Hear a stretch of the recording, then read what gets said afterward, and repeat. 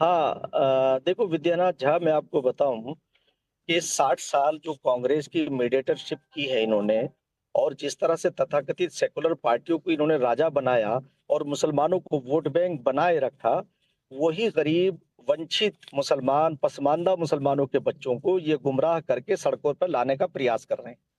मैं स्पष्ट कहना चाहता हूं कि जो संशोधन हुआ है और आज वो सुप्रीम कोर्ट में विचाराधीन है, आप सुप्रीम कोर्ट की रूलिंग को मानिएगा और जो सुप्रीम कोर्ट कहेगा सरकार भी उसे फॉलो करेगी।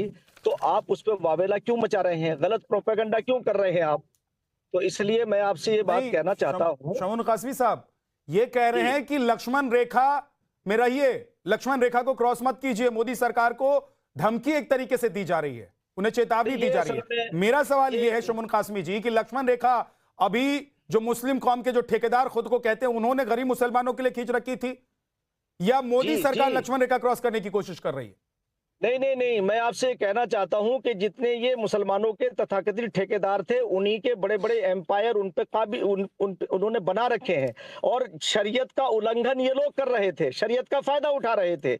यानी जो दीनी कानून है उनका फायदा इन तथाकथित मुस्लिम ऑर्गेनाइजेशनों ने उठाया।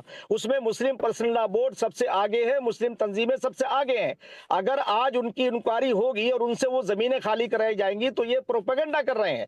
मैं दावे के साथ ये बात कह रहा हूं कि ये मोदी सरकार किसी के भी लिए अहितकारी नहीं है, सबका साथ, सबका विकास, सबका विश्वास, सबके प्रयास को लेकर चल रही है। ठीक है सर। और विद्यानाथ झा, उत्तराखंड राज्य के अंदर अभी 200 दुकानें ऐसी हैं कि जिनका उनके कागजात नहीं मिल रहे हैं।